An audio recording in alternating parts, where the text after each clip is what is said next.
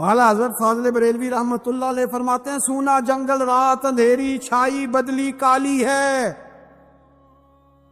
سونے والوں جاگتے رہنا چوروں کی رکھوالی ہے۔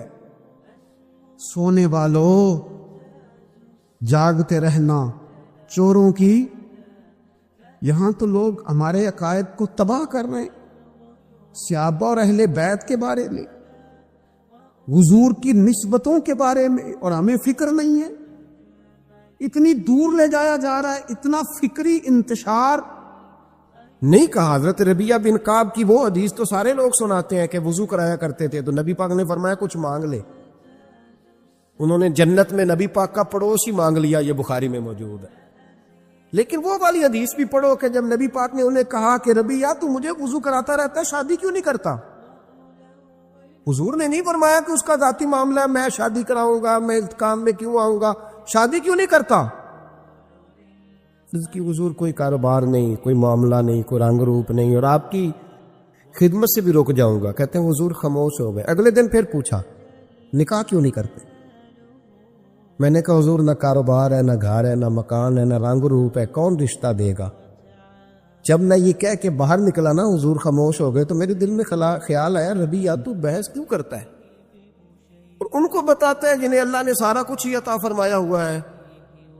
حضور کہتے ہیں شادی کیوں نہیں کرتا؟ تو چپ کر کے کہہ دے محبوبہ جیسے دل کرتا ہے ویسے کر دے، تو آگے سے دلیلیں دیتا پھرتا ہے۔ یہ بھی کو بات ہوئی۔ فرماتے ہیں اگلے دن میں نے ارادہ کر لیا، حضور نے اگر آج کہا تو کہہ دینا یا رسول اللہ جیسے دل ہو کرے۔ میں نے وضو کرایا، میرا خیال تھا حضور یہاں روک کے کہیں گے، یہاں روک کے کہیں گے، پر حضور نے آج بات ہی کوئی نہ کی۔ میں دیر تک سوچتا رہا یہاں کہیں گے، یہاں کہیں گے، پر آج حضور نے بات ہی نہ کی۔ میں پچھتا رہا تھا کہ 2 دن موقع ملا، میں نے ضائع کر دیا۔ فرماتے ہیں وضو پورا کرا کے جب میں باہر نکلا، دروازے تک پہنچا تو محبوب نے آواز دی، بات سن۔ میں ٹھہر گیا، فرمایا شادی کیوں نہیں کرتے؟ کہتے ہیں میرا تو دل پھولوں کی طرح کھل اٹھا۔ میں نے کہا یا رسول اللہ جیسے دل کرتا ہے کرا دے۔ نبی پاک علیہ الصلوۃ والسلام نے فرمایا فلاں قبیلے کے سردار کے پاس جا، اسے کہا اپنی بیٹی کا نکاح تیرے ساتھ کرے۔ کہتے میں گیا، تھوڑی دیر کے لیے توقف کیا انہوں نے، لیکن پھر وہ راضی ہو گئے۔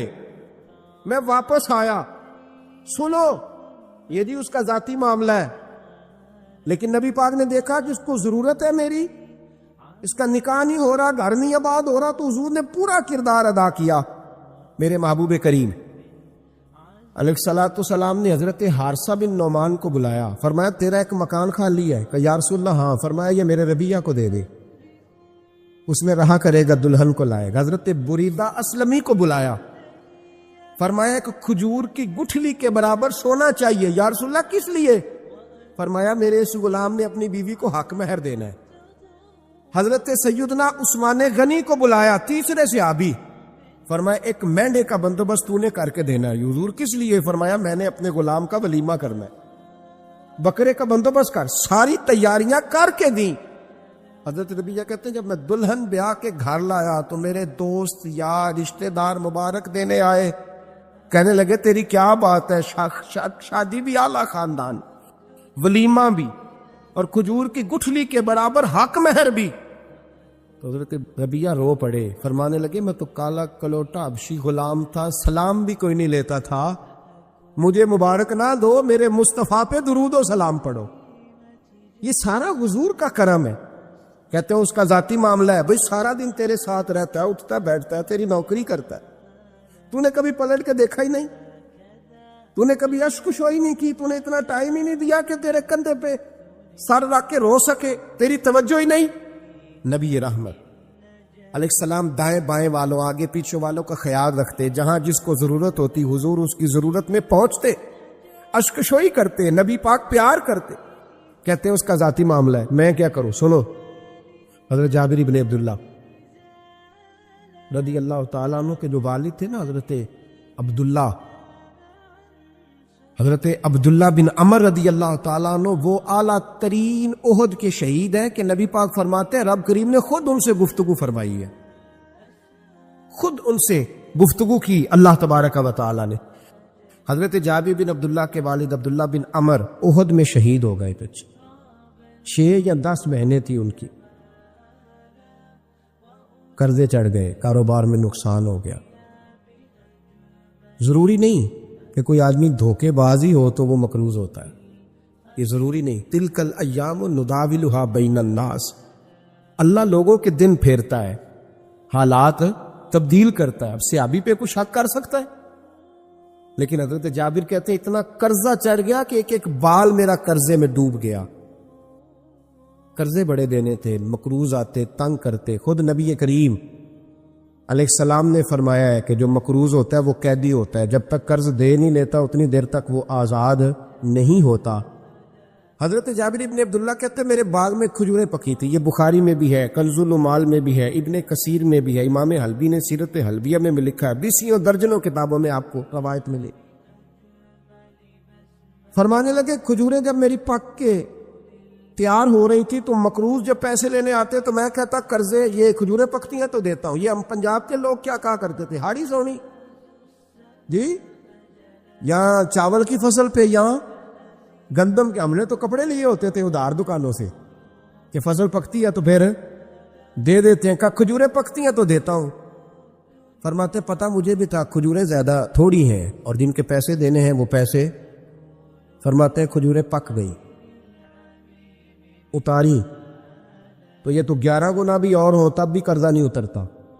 کہتے ہیں میں نے دوستوں سے، یاروں سے، رشتہ داروں سے، وہ جو کہتے ہیں نہیں کوئی حکم ہوا تو بتانا، پھر جس دن بندہ حکم بتاتا ہے اس دن کہتے ہیں آج سویرے ہی بچہ پیسے لے گیا، یہ تو 2 گھنٹے پہلے بتاتا تو تیرا کام ہنس رہے ہیں آپ بیچ بیچ میں سے، 2 گھنٹے بس لیٹ ہیں آپ، بلکہ کئی تو پونے گھنٹے کا ٹائم دیتے ہیں، کہتے ہیں پونا گھنٹہ پہلے تو آ جاتا تو تیرا کام بس، اور جب بھی آپ فون کرو 6ویں دفعہ کرے تو پھر شاید آدھے گھنٹے کا ٹائم دے دیں کہ آدھا گھنٹہ ہو گیا تو لیٹ ہو گیا، ورنہ کام بالکل تیار تھا۔ اور ہمارے زمانے میں تو دوستی قائم رکھنی ہے تو صرف اس سے رہ سکتی ہے جسے آپ کام نہ بتائیں، حالانکہ اس دوست کا کیا مطلب، دنیا تے جو کام نہ آیا اوکھے سوکھے ویلے، اس بے فیض سنگی کو لو بہتر یار اکیلے، کیا مطلب ہے؟ کام بتایا تو رفو چکر ہو گیا، مانا کیا ہوا اس بات؟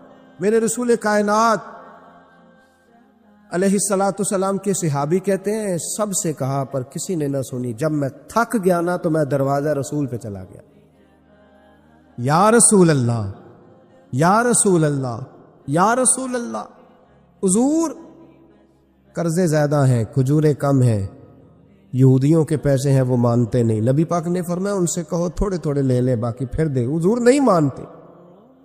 حضور کہہ سکتے تھے سلمان جاؤ بات کر کے آؤ، جاؤ بلال، صہیب جاؤ، کون جاتا ہے مقروضوں کی سفارش کرنے؟ کہتا ہے بھائی میں نہیں بیچ میں آؤں گا، اتنے پیسے اوہ ہو، میں اپنے موبائل فون بند کر جاتے، کو پوچھے نہ۔ لیکن نبی کریم علیہ السلام نے فرمایا سنو، خود رسول پاک، خود نبی پاک نے، حضور نے فرمایا چل میں تیرے ساتھ چلتا ہوں، چل میں تیرے ساتھ چلتا ہوں، مقروض کے ساتھ، امیر کے ساتھ نہیں، اس کے ساتھ نہیں جس نے پیسے لینے ہیں، بلکہ حضور مقروض کے ساتھ، گرے ہوئے کے ساتھ چلے، چل میں چلتا ہوں۔ یہودی تک گئے، فرمایا کچھ لے لے، یہ بیچارہ دھوکے باز نہیں الجھ گیا ہے، غربت، کچھ لے لے باقی پھر دے دیں گے۔ کہنے لگا سارے ہی لینے ہیں۔ جب اس نے بات نہ مانی تو پھر یہ اللہ کے رسول ہے نا۔ اعلیٰ حضرت فرماتے ہیں میرے کریم سے گر قطرہ کسی نے مانگا، دریا بہا دیے، دوربے بہا دیے۔ یہ دوربے کیا ہوتے ہیں؟ یہ مجھے پوچھا تھوڑے دن پہلے ایک شخص نے، آپ سنتے رہتے ہیں نا شعر، آپ تو ترجمہ پوچھتے ہی نہیں نا، کبھی پوچھ لیا کریں کہ اس کا معنی کیا ہے، کبھی پرچی لکھ لیا کریں تاکہ کوئی جب آپ سے پوچھے تو یہ دوربے کیا ہے۔ لفظ دوربے ہے ہی نہیں، اصل میں اعلیٰ حضرت کو پڑھتے نہیں نا لوگ، تو نے پتہ ہی نہیں وہ بات کتنی اعلیٰ، یہ لفظ دوربے نہیں ہے۔ اعلیٰ حضرت کہتے ہیں میرے قریب سے گر قطرہ کسی نے مانگا، دریا بہا دیے ہیں، دور بے بہا دیے۔ دور علیحدہ ہے اور بے بہا، دور کہتے ہیں ہیرے کو، ایک معنی ہیرا ہے، دور بے بہا، بے بہا کی تو سمجھ آتی ہے نا، دور بے بہا دیے ہیں یعنی ہیرے بے بہا دیے ہیں اسے۔ اب سمجھ آئیے بات کی، دریا بہا دیے ہیں، دور بے بہا دیے ہیں، یہ معنی ہے شعر کا۔ تو جب وہ نانا مانا یہودی، تو نبی کریم علیہ الصلوۃ والسلام فرمانے لگے نہیں تو پھر پورے لینے ہیں؟ کہنے لگا جی پورے لینے ہیں۔ حضور فرمانے لگے کل آ جانا، سارے دے دیں گے، پورے پیسے تیرے ملیں گے، تو آ جانا۔ حضرت جابر ابن عبداللہ کو حضور نے فرمایا کھجوریں اتار کے نا تو اپنے باغ میں ڈھیر لگا اور میں آیا۔ حضرت عمر حدیث کے راوی ہے، فرماتے ہیں بس رسول پاک چل پڑے، حضور نے کندھے پہ رومال رکھا، حضور چل پڑے، کوئی چٹائی نہیں بچھائی، حضرت جابر کہتے ہیں کوئی صوفہ نہیں رکھا، وہ پھولوں کے ہار نہیں۔ حضور آئے، 2-3 چکر میرے باغ کے لگائے اور کھجوروں کے ڈھیر کے پاس بیٹھ گئے، فرمایا بلا جس کے پیسے دینے، بلا، اب تنگی یہ داماں پہ نہ جا، اور بھی کچھ مانگ، بلا۔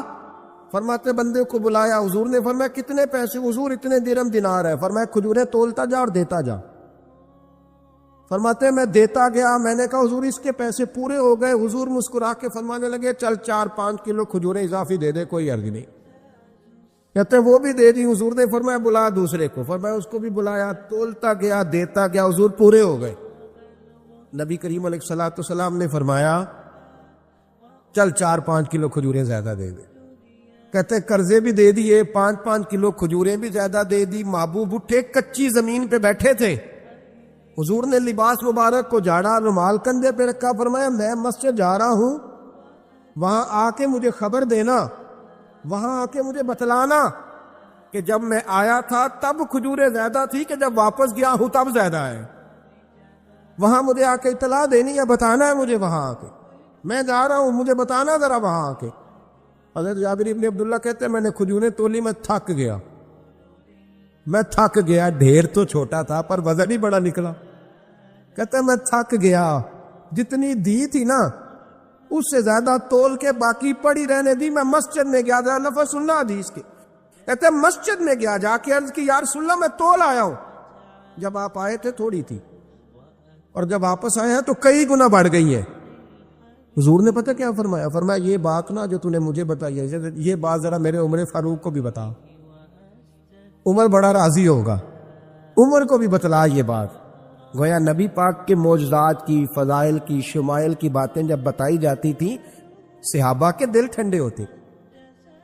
عمر کو بھی بتا، عمر راضی ہوں گے۔ جناب جابر ابن عبداللہ رضی اللہ تعالیٰ عنہ فرماتے ہیں میں حضرت عمر کے پاس گیا، میں نے کہا عمر میری یہ رائے تھی کہ جتنی میری کھجوریں ہیں 11 گنا اور بھی اتنی ہو تو پھر بھی قرضہ نہیں اترتا، لیکن سارے قرضے بھی اترے، 5-5 کلو کھجوریں بھی زیادہ دے دی اور پہلے سے زیادہ کھجوریں پڑی ہیں۔ تو کہتے حضرت عمر کی آنکھیں روشن ہو گئی، چہرہ مسکرانے لگا، کہنے لگا تو اب بتا رہا ہے نا، اب واپس آ کے رزلٹ سنا رہا ہے، تو صحابہ سے پوچھ لے جب نبی کریم گئے تھے تو میں نے اسی وقت کہا تھا، حضور کے جاتے ہی میں نے کہا تھا اب دیکھنا رب کریم جابر بن عبداللہ پر ساری ہی رحمت نازل فرما دے، اللہ ہر قسم کا کرم فرمائے گا، خیر ہی خیر ہو جائے گی، دیکھ لے میں نے پہلے بتلا دیا۔ میرے نبی پاک سلام چھوٹی چھوٹی باتوں کا خیال رکھ، چھوٹی چھوٹی چیزوں پر توجہ دیتے، خیال کرتے کس کو کس وقت کس چیز کی کہاں حاجت ہے، اس کی وہ حاجت پوری کی جاتی، اس کا دھیان رکھا جاتا۔ حضرت جابر خود فرماتے، یہ مسلم کے لفظ ہے، فرماتے ایک دفعہ میں حضور کے ساتھ جہاد پہ گیا تھا، میرا اونٹ کمزور تھا، میں پیچھے رہ گیا۔ ہمارے یہاں شرط لگتی ہے نا، اللہ تعالیٰ خیر فرمائے، ایک بھائی گاڑی خریدتا ہے پھر دوسرا چاہے زیور بیچے اس نے بھی خریدنی ہوتی ہے، ورنہ گھر میں گھسنے کی اجازت نہیں ملتی، بہت سارے خرچے۔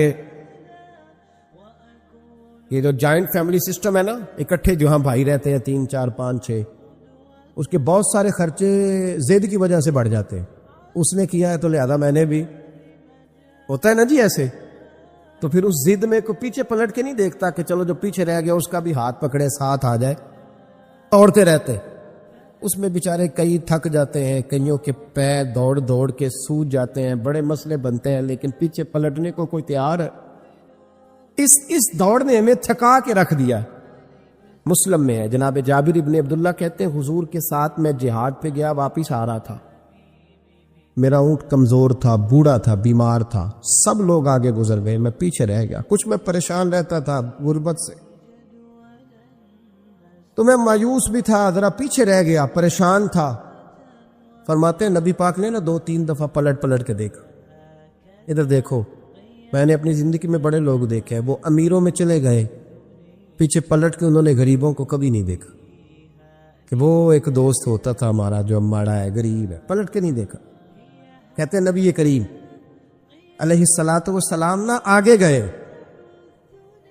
سب سے آگے۔ حضور نے 2 4 5 دفعہ نہ پیچھے پلٹ کے دیکھا۔ جابر ابن عبداللہ کہتے ہیں جب میں نظر نہ آیا تو میرے محبوب کا انداز کریمانہ دیکھیں، حضور اعلانیہ فرمانے لگے، بھئی مجھے جابر نہیں نظر آ رہا۔ بے خبر ہو جو غلاموں سے، واقعہ کیا ہے؟ واقعہ کیا ہے؟ یہاں ہمارے استاد جب یہ حدیث پڑھا رہے تھے نا، یہ حدیث پڑھا رہے تھے تو اچانک رونے لگ گئے۔ میں نے کہا حضور کیا ہوا، رو کیوں پڑے؟ تو کہنے لگے یار سوچتا ہوں جو محبوب جہاد سے واپسی پر اپنے غلاموں کو نہیں بھولے، وہ میدان محشر میں کیسے بھول جائے؟ وہ وہاں بھی پوچھیں گے فلانا کدھر گیا، فلانا کدھر گیا، ایک ایک کا نام لیں گے۔ حضور نام لیں گے ہماری موج بن جائے گی۔ نبی کریم نے پلٹ کر کے دیکھا، جابر نہیں نظر آ رہے۔ حضور ان کا اونٹ کمزور ہے، پیچھے رہ گئے۔ حضور نے یہ نہیں فرمایا کہ ذرا آہستہ کرو ساتھ، یہ نہیں فرمایا، بلکہ نبی پاک نے فرمایا تم چلو۔ قافلہ چلتا رہا، حضور نے گھوڑا پیچھے کی طرف موڑا، سب سے پیچھے آئے۔ جناب جابر کہتے پیچھے میرے پاس۔ اس حکمت کو آپ سمجھیں، حدیث کے لفظوں پر آپ غور کریں۔ ایک کہہ کے کہنا ذرا اس کو میرے پاس لاؤ، یہ بات اور ہے، ذرا آہستہ ہو جاؤ، وہ بھی ساتھ مل جائے۔ لیکن یہ معنی اور ہے کہ غریب جہاں بیٹھا ہے اس کے پاس خود چل کے جانا۔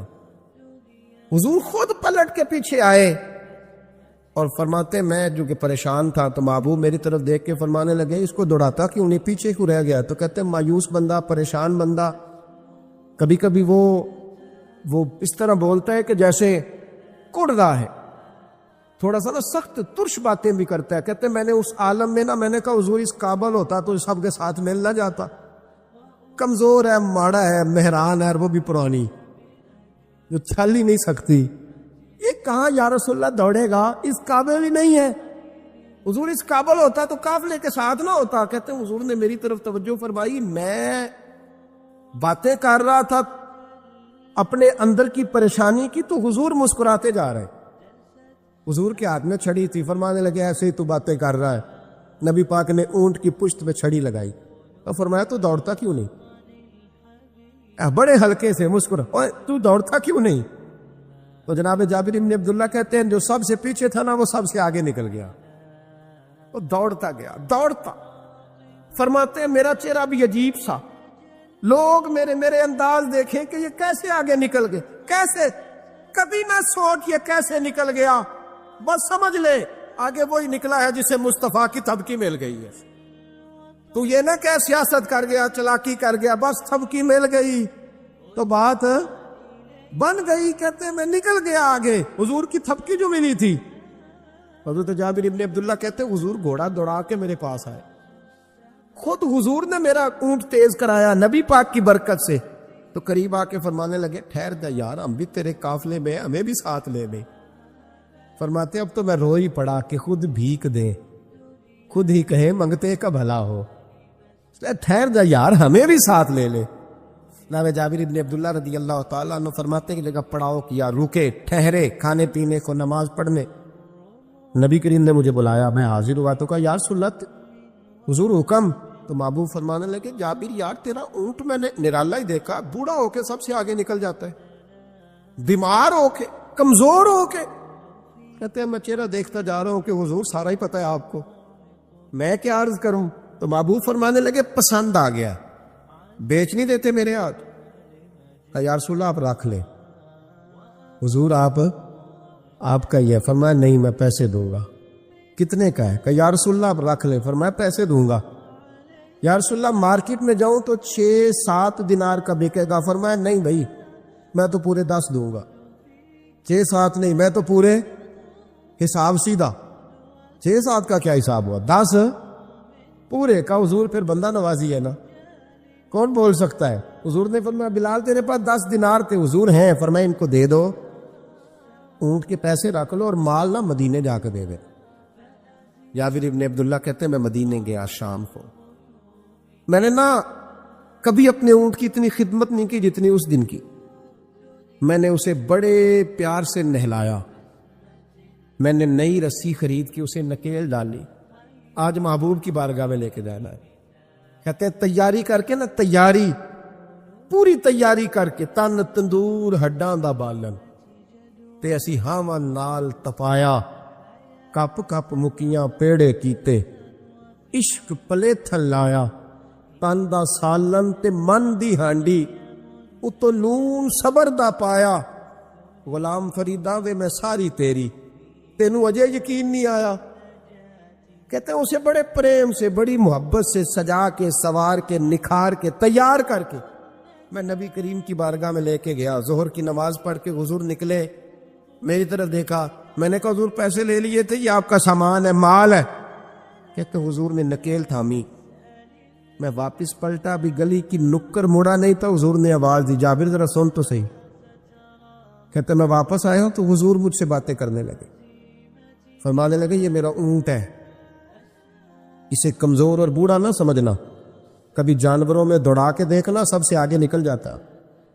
اور کریم محبوب فرمانے لگے 6-7 دینار کا نہ سمجھنا، میں نے پورے 10 دینار کا خریدا۔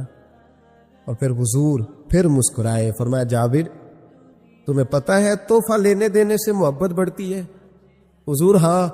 فرمایا رکھ لو، میں تمہیں تحفے میں دینا چاہتا ہوں، رکھ لو، میں تحفے میں دینا چاہتا ہوں۔ جناب جابر ابن عبداللہ کہتے ہیں میں واپس لوٹ رہا تھا، رو رہا اور کہہ رہا تھا جیسا نبی اللہ نے مجھے دیا، جیسا رسول اللہ نے، سب سے اولا ہو اعلیٰ ہمارا علم۔ آنکھیں بند کر کے جھوٹ کی زندگی جی کے، اپنے ساتھ بددیانتی کر کے، دھوکہ دے کے، اپنے آپ کو دائیں بائیں، اپنے آپ کو کہیں مصروف رکھ کے کچھ وقت ضائع تو کر لیتے ہو، پر تمہیں پتہ تو ہے نا کہ عبادت اللہ کی کرنی، تمہیں اس کی خبر ہے۔ اور میرے رسول پاک علیہ وسلم نے فرمایا بندہ اللہ کے سب سے قریب اس وقت ہوتا ہے جب وہ سجدے کی حالت میں ہوتا ہے۔ کس کے قریب ہوتا ہے؟ اللہ کے سب سے قریب ہوتا ہے، وہ بڑا نیڑے ہے رب کے، بڑا قریب ہے، اس لیے کہ وہ حالت ہے سجدہ میں، وہ جب سجدے کرتا ہے نا، اس کی بارگاہ میں جب جھک جاتا ہے۔ آپ ذرا سجدے کی کیفیت دیکھیں نا، زبان بھی یہاں ہے، آنکھ بھی یہاں ہے، کان بھی، عقل بھی ساری، اس نے سارا کچھ رکھ دیا سجدے۔ آپ وہ کبھی پیچھے جائیں تو دیہاتوں میں کہا جاتا تھا ناک سے نکیریں نکالو، بہت بڑی سزا ہوتی تھی نا، ناک سے نکیریں نکالو، بڑی سزا ہوتی تھی۔ تو اس نے کہا مالک مجھے کسی نے کہا نہیں، پر دیکھنا میں نے رکھ دی ساری عقل سجدے میں، اور رکھ کے کہا کیا سبحان ربی یا اللہ، اللہ میں پست ہوں تو اعلیٰ ہے، اللہ تو میرا رب ہے اور تو سب سے اعلیٰ اتنا۔ اور فرمایا جب یہ اس کیفیت میں ہوتا ہے تو پھر یہ اپنے رب کے قریب ہوتا ہے۔ میرے نبی کریم علیہ الصلاۃ والسلام نے مصلی سے دل لگانے کا درس دیا، حضور نے توجہ دلائی، صحابہ اس ذوق کے حامل لوگ تھے، وہ کوشش کرتے تھے۔ جناب صدیق اکبر رضی اللہ تعالیٰ عنہ کا عبادت کا مزاج ہمیشہ قائم رہا۔ حضرت عمر فاروق ساری رات اللہ کے حضور کھڑے رہے۔ حضرت عثمان غنی رضی اللہ تعالیٰ عنہ عشاء کی نماز پڑھ کے 2 رکعتوں کی نیت باندھتے تھے، 15 سپارے پہلی رکعت میں پڑھ دیتے اور 15 سپارے قرآن مجید کے دوسری رکعت میں پڑھ دیتے۔ آپ نے نا حضرت عمر فاروق کے وصال کے بعد ان کی ایک بیوہ سے نکاح کیا، حضرت عثمان غنی نے نکاح کیا۔ وہ خاتون آپ کے نکاح میں آئیں تو عرض کرنے لگی امیر المومنین میرے لیے اعزاز تو بہت ہے کہ میں امیر المومنین کی بیوہ تھی تو امیر المومنین کی منکوحہ ہو گئی ہوں، لیکن حضور نہ تو میں جوان ہوں کہ میرے اندر رغبت ہوتی اور نہ میں اب اس قابل ہوں کہ کوئی خدمت کر سکوں، میرے ساتھ نکاح کی وجہ کیا بنی؟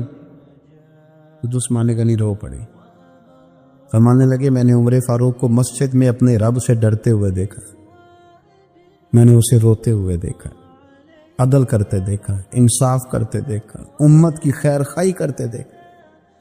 تمہارے ساتھ نکاح اس لیے کیا ہے کہ تم مجھے یہ بتاؤ کہ عمر فاروق گھر کے اندر اپنے رب کو کیسے راضی کرتے، گھر کے اندر کیسے راضی کرتے تھے، وہ طریقے بتلاؤ، تم بتاتی جانا اور میں بھی اسی طرح گھر میں عبادت کروں۔ جس گھر میں اللہ کا ذکر ہوتا ہے وہ گھر زندوں کا ہے،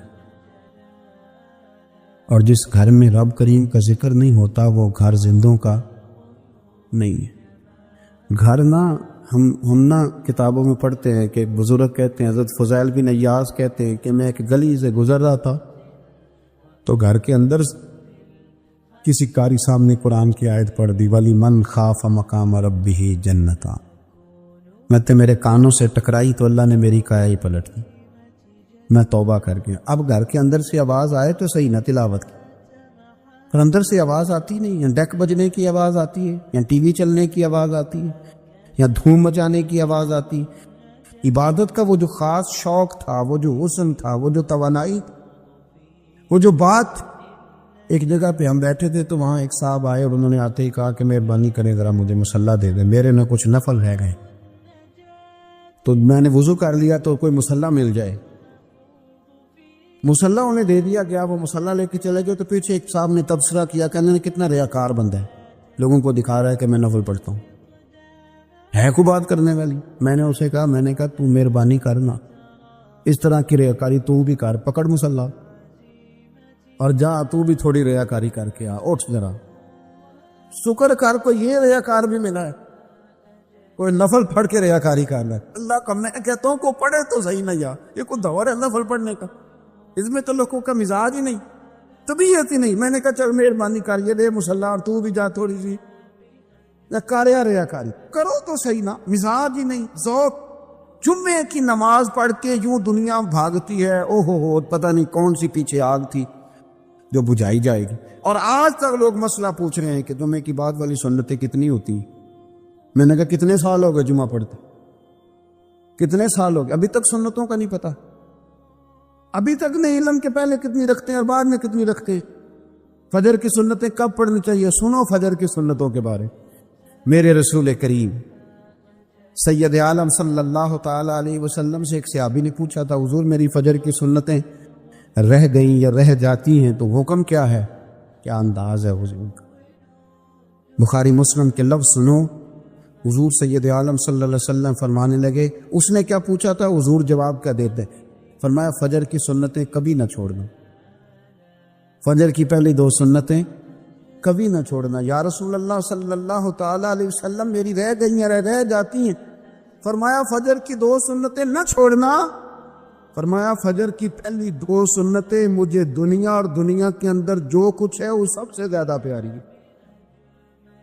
فجر کی 2 سنتیں دنیا اور دنیا میں جو کچھ ہے مجھے وہ سب سے زیادہ پیاری ہے، اس لیے فجر کی سنتیں نہ چھوڑ۔ اپنا ذوق، اپنی طبیعت، ہم نے نا ذوق غلط بنا لیا۔ اگر 20 بندے کہہ بھی دیں گے تو نے بڑی شاندار تلاوت کیا تو کیا اس سے بنے گا؟ 100 بندہ کہہ بھی دے تیری کیا بات ہے، کیا بات ہے نعت خاں کی، کیا بات ہے علامہ صاحب کی، پیر صاحب، پیر مہر علی شاہ صاحب رحمت اللہ علیہ۔ آپ تشریف فرماتے تو آپ کے ایک ہی بیٹے بابو جی جن کو کہا جاتا ہے، جس دن صاحبزادے پیدا ہوئے تو خادم نہ وہاں سے نکلا۔ ان لوگوں کے شوق اور طرح کے تھے نا، تو ان کی توجہ بھی اپنے شوق کی طرف رہتی، تو خادم نکلا اندر سے، پیر صاحب مبارک ہو، پیر صاحب مبارک ہو، پیر صاحب مبارک ہو، پیر صاحب مبارک ہو، شور کر رہا ہے۔ تو پیر صاحب کو وجد ہو گیا، اللہ اکبر، اللہ اکبر، اللہ، کیا ہوا؟ کس چیز کی مبارک دے رہے ہو؟ اس کی حضور اللہ نے بیٹا دیے۔ تو آپ فرمانے لگے اچھا حضور آپ کیا ہوا، آپ تو پریشان ہو گئے۔ فرمانے لگے جب تو نے 3 دفعہ کہا نا مہر علی کو مبارک ہو تو میں سمجھا تھا شاید تجھے کسی نے بتا دیا ہے کہ مہر علی سے اللہ راضی ہو۔ میں سمجھا تھا کہ شاید تو یہ خبر لے کے آیا ہے کہ کسی نے بتایا ہے کہ مجھے آج خبر ملی ہے کہ مہر علی سے رب اچھا پتر ہوا ہے، الحمدللہ اللہ کا شکر ہے، پر میرے لیے مبارک کا دن وہ ہوگا جب میرا رب کہے گا کہ میں مہر علی سے راضی، میرے محبوب کہیں گے کہ میں مہر علی سے۔ آپ بات کو سمجھے، شوق ہی کسی اور طرف تھا، دل ہی کہیں اور لگا ہوا تھا، طبیعت ہی کہیں اور مائل تھی۔ کوئی وظیفہ پوچھتے تھے تو پڑھتے تھے وہ لوگ، کچھ اللہ اللہ انہیں بتائی جاتی تھی تو کرنے کا ذوق رکھتے تھے، طبیعت تھی، قائل تھے۔ حضرت ربیع کہتے ہیں میں بڑی دور سے سفر کر کے گیا حضرت اویس کرنی سے ملنی، بڑی دور سے، اور جب میں پہنچا تو فجر کا وقت تھا، تو حضرت اویس کرنی کو میں نے پا لیا، تو وہ نماز پڑھ کے نا قرآن شریف لے کے بیٹھ گئے۔ فرماتے ہیں اشراق چاشت کا وقت ہوا تو نفلوں کی نیت باندھ لی۔ محدث ابن الجوزی نے لکھا ہے، فرماتے ہیں پھر جب زوال کا وقت ہوا تو مسجد میں جھاڑو دینے لگ گئے۔ زور کی نماز پڑھ کے تو عصر کی تیاری تک وہ مسجد میں بیٹھے رہے، اور میرے نبی پاک علیہ السلام نے فرمایا جو نماز کے انتظار میں بیٹھا ہو وہ نماز ہی میں ہے، وہ نماز ہی میں ہے۔ فرمایا میری دنیا، میری امت کی جو رہبانیت ہے نا وہ اتنی ہے کہ نماز کا انتظار کرے، اذان کے بعد نماز کا یہ راہب ہے، یہ اس وقت چھوڑ کے بیٹھے ہیں ذرا۔ فرماتے ہیں عصر تک انہوں نے اللہ اللہ کی، پھر مغرب تک کی، عشاء کی نماز ہوئی تو نماز پڑھی تو وہ تھک گئے۔ اب مجھے وہ فارغ ہوں، مصلی چھوڑے تو میں ملاقات کروں نا، کہ آپ حیران نہ ہو کہ اتنی دیر بندہ کیسے اللہ اللہ کر، ہم نے کی نہیں نا اس لیے ہم پریشان ہیں۔ جو عادی ہوتے ہیں وہ کر بھی لیتے ہیں، وہ یہ کام، میری بات کو سمجھ آ رہی ہے؟ جب جاتے ہو کسی دفتر میں تو 8 گھنٹے کھڑے رہ لیتے ہو نا، مجبوری ہوتی ہے تو کھڑے رہا جا سکتا ہے۔ پاسپورٹ کا دفتر، بولیے امیگریشن کی لائنوں میں، اور میں نے تو ایمبیسیوں میں بندے 12 گھنٹے پہلے جا کے کھڑے دیکھے، رہ لیتے ہیں کھڑے۔ تو اگر ان کاموں کے لیے رہا جاتا ہے تو اللہ رسول کے لیے بھی کھڑے رہا جا سکتا ہے۔ تو فرمانے لگے کہ جب عشاء کی نماز کے بعد آخر انسان سے تھک گئے، نیند کا غلبہ ہوا تو تھوڑی ایسے آنکھ بند ہوئی تو کھلی تو رونے لگے۔ حضرت ویسے کر دیا، رو کے کہنے لگے مالک مجھے غافل تو نہ کر، ابھی میں نے کیا بھی کچھ نہیں، دن ختم ہو گیا، کوئی نفل نہیں، کوئی اللہ اللہ نہیں، اللہ مجھے غافل نہ کر، میری مدد فرما۔ فرماتے ہیں جب وہ روئے تو میرے ساتھ جو شخص تھا میں نے کہا اٹھو چلیں، کہنے لگا حضور ملا نہیں، فرمایا جو میں لینے آیا تھا وہ مجھے مل گیا ہے، جو میں ان سے سیکھنے آیا تھا وہ مجھے نصیب ہو گیا، اب اور میں نے کیا لینا، ختم ہو گئی بات، اٹھو چلیں۔ اللہ کے بندوں نے حضرت ربیعہ بن کعب اسلمی رضی اللہ تعالیٰ عنہ فرماتے ہیں، کہتے ہیں جب بنو قریظہ اور بنو نذیر یہودیوں کے ساتھ حضور علیہ السلام نے جنگ کا اعلان فرمایا تو وہ دشمن ہو گئے، ہمیں خطرہ تھا کہ وہ رات کو کہیں محبوب کو تکلیف نہ دیں، تو کچھ لوگ نا تلواریں لے کے نبی پاک کے دروازے پہ پہرے داری کرتے تھے۔ گن مین رکھنا حرام نہیں، اگر کسی کو واقعی خطرہ ہو تو اس کے لیے سنت بھی ہے۔ حضرت علی المرتضیٰ تلوار لے کے حضور کے گھر کا پہرا دیتے تھے۔ حضرت ربیعہ بن کعب اسلمی رضی اللہ تعالیٰ عنہ فرماتے ہیں کہ رات میری ڈیوٹی تھی کہ میں حضور کے گھر کا پہرا دوں گا، تو فرماتے ہیں میں باہر سن رہا تھا، ساری رات ہی میرے نبی پاک نے اللہ کی تسبیح پڑھی، ساری رات، کبھی تسبیح، کبھی تحلیل، کبھی تحمید، کبھی تکبیر، ساری رات۔ فرماتے ہیں ساری رات حضور پڑھتے رہے اور ساری رات ہی میں سنتا رہا، مجھے اونگ آ گئی، میری آنکھ لگ گئی، حضور ابھی پڑھ رہے تھے، میں تھک کے سو گیا، اور فرماتے ہیں جب میری آنکھ دوبارہ سے کھلی تو میرے کانوں میں پھر کوئی چیز گونجی، تو میں نے کان لگایا تو میرے حبیب ابھی بھی اللہ کو یاد کر رہے۔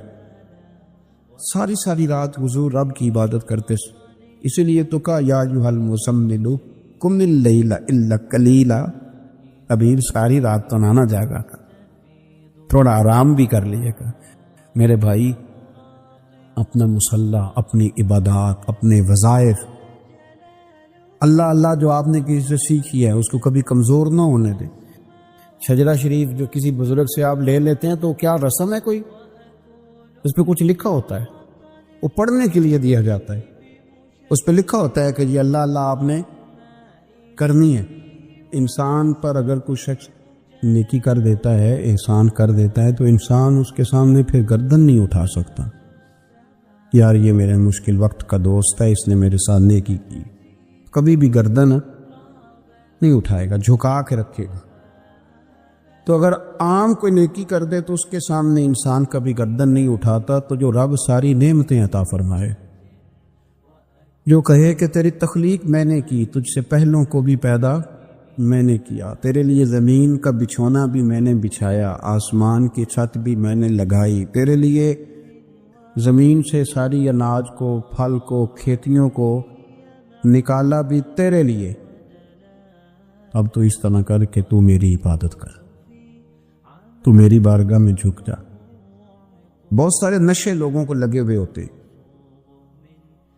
ہر آدمی کوئی نہ کوئی نشہ کرتا ہے، کوئی دولت کا کرتا ہے، کوئی شہرت کا کرتا ہے، کوئی اپنی تعریف کا نشہ کرتا ہے، دو چار لوگوں سے تعریف سن کے مطمئن ہو جاتا ہے۔ ناراض تو نہیں ہو گیا اس جملے سے؟ آپ کرتے ہیں لوگ دولت کا نشہ، یہ جب نقصان ہوتا ہے تو بندے بیمار نہیں ہو جاتے؟ پیسے ڈوب جاتے ہیں تو لوگ بیمار نہیں ہو جاتے؟ تو اس کا مطلب یہ ہوتا ہے کہ نشہ ٹوٹ گیا ہے۔ اب بہک ہوئے ہیں نا تھوڑے سے تو کانپتے ہیں، تڑپتے ہیں، پریشان۔ نشہ ہی اسی طرح ہی کرتا ہے نا، نہیں ملتا تو پریشان ہوتا ہے۔ یہ سارے نشے ہیں، مختلف قسم کا نشہ۔ اب مانتے نہیں اس بات کو، تسلیم نہیں کرتے، کیونکہ تسلیم کرنا بڑا مشکل کام ہے۔ اس کے لیے تو بڑی ساری چیزیں جو ہے وہ دبوچ کے اور بڑی سارے رستے پھلانگ کے آنا پڑتا ہے، تو بڑا مشکل ہے ماننا، ورنہ کرتے ہیں ہم، ہمارا مزاج ہے۔ یہ گھومنے پھرنے کا، دنیا دیکھنے کا بھی ایک نشہ ہے، یہ بہت ساری باتیں کرنے کا بھی ایک نشہ ہے، گپ شپ کا بھی ایک نشہ ہے۔ دو چار لوگوں کی جب تک پگڑیاں نہ کھول لیں، بعض لوگوں کو نیند نہیں آتی، یہ غیبت کا، چغلی کا، بددیانتی کا، یہ بھی ایک نشہ ہے۔